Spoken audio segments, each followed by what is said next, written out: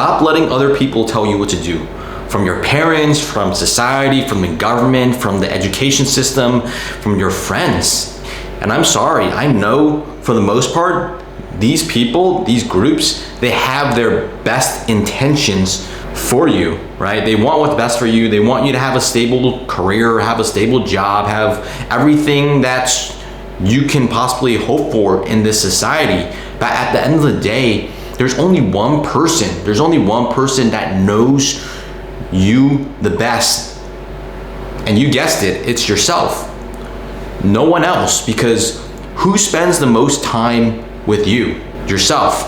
You're with you 365 days, every single year from the day that you were born until today. To stop letting others think for you, telling you what to do, and to start thinking for yourself. Because when you realize and when you understand your own values, your own systems of belief, and you gain the confidence through experience, through just trial and error, you are able to live a life that is more authentically you and more fulfilling and more in line with what you want to get out of life. And that is ultimately the end goal. I was on track for the cookie cutter life because of what my parents wanted for me. But at the end of the day, there was really only one thing that I really wanted to do, and that was to fulfill a childhood goal of mine, which was to join the military. I actually went through the entire process, and I was going to set myself up to be part of the United States Military Academy, to join the US Army and go through 4 years of training and be a cadet and go on to serve in active duty. And I remember one night I was still sitting at the edge of my bed. It was very late, maybe 2 a.m. in the dark, and I was scared shitless. I was wondering what my life would be, what the expectations of others would somehow dictate and make me be a different person. I was scared of what this life would lead to. It was going against the wishes of my parents. So I quit. I quit on myself. I ultimately said that I didn't want to finish the application process and not even giving myself a chance to be put in the running to become and commission and to get a chance to join the United States Military Academy, right? I cut myself short because I let the nagging thoughts of other people dictate the life that I was gonna lead. And yes, I was young at the time. I was still a teenager. But at the end of the day, that nagged me for many, many years. So I went on with the cookie cutter lifestyle, right? I went on to university. I graduated with an accounting degree, but it was somewhere in between my junior year and my senior year where I was like, there was this nagging built up tension of not being the person that I felt I was meant to be, that I was quote unquote destined to be, right? And it's a powerful feeling. And I know it goes against all logic in a sense, but I listened to my heart and I decided to actually end up pursuing and becoming a United States Marine, a United States Marine Corps officer, and finishing what I set out to do so many years ago. And it was at that critical point where I realized that the only person that has total control and total power over my life was really me.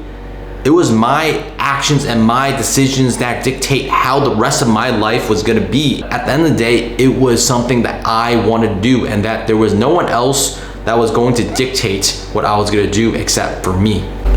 I think it's very important for us to live with this mindset of regret minimization. You want to minimize the amount of regret that you're gonna experience throughout the rest of your life, because there are so many options out there. There's so many different paths, and there's so many people that are pulling us in different directions, whether that's our parents, which has a powerful hold on us. And I'm not saying to ignore everything that our parents say, but we have to realize that our parents come with their own lived experiences and their own projections and what they think they want for us based off of their own experiences and not our experiences.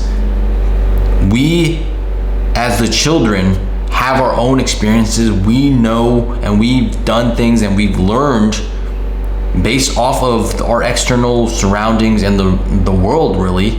And our parents didn't have that experience. They had their own set of experiences. We need to stand up for ourselves. We need to know who we are, our own values and our own systems of belief, in order to let our parents know that, hey, this is the life that I'm choosing because I truly believe that is what I want and what's best for myself. And I totally understand that, Mom and Dad, you want what's best for me, but I need to live life according to my own terms. And I think that is a powerful, powerful realization that I myself experienced through going my own way, choosing to live and to do things how I see fit, and most importantly, living with the consequences of my decisions. Whether they be positive or negative consequences,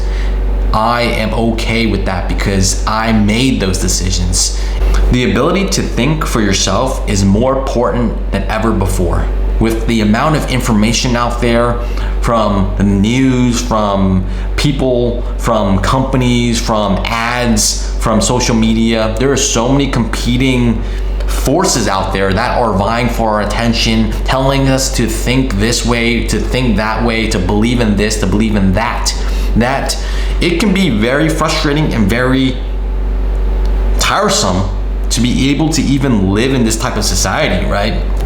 That is why there are so many communities that are geared towards simple living, that are geared towards living off grid, that are trying to do digital detoxes. There's so much information out there that we need to protect ourselves from the influx. And not only that, is to be able to sift through the information and to make sound decisions and to think for yourself and to understand that, hey, I am not being influenced by these algorithms, to be influenced by these marketing tactics and these optimized applications that are meant to drive us to decide and to act a certain way. And this really goes back into the idea of first principles thinking, which is to be able to deduce and to reason and to problem solve by going and digging into the core of a problem and not making assumptions. Assumptions are deadly.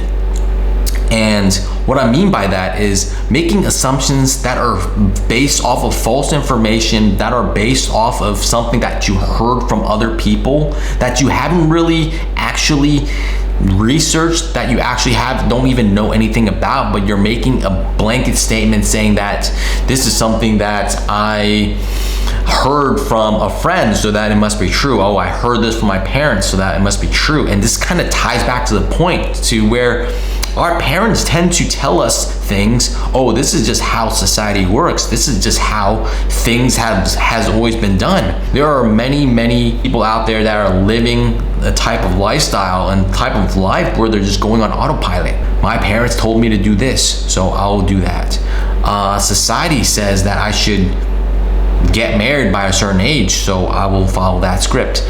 Society says that I need to have kids, that I need to have a bigger house, that I need to have go to university, so they blankly follow that, right? And I'm not saying any of those things are wrong, but you need to know why exactly you're doing those things, right? If you're following the mindset of just, oh, because someone told me, then that is where you can go on a very dangerous path, right? And that is what I'm scared for, because we, myself included, need to be able to reason better, to be able to use first principles thinking, and to consider not only our false assumptions about everything, but also the second order effects of the decisions that we make, right?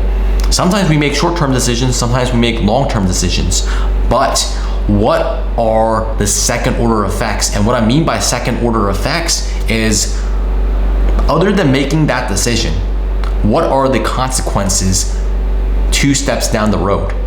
It takes some awareness and some forethought to be able to say, hey, let's take a step back and let's re-examine this decision that I've made and whether or not I've considered all the options and some of the second order effects that might happen because of those decisions that I make, right? This is to think more critically, right? To solve problems more critically and to think deeper into the problem set itself and to be able to actually really understand whether or not the way I choose how to live my life and how I make decisions is ultimately going back to my own core values. It's not about just not listening to what other people are telling you, but to listen carefully, to consider their points, but at the end of the day, to make the final decision after you have considered the options, understand some of the second order effects, and not go blindly just by your pure emotions, but your own core values, who you are as a person,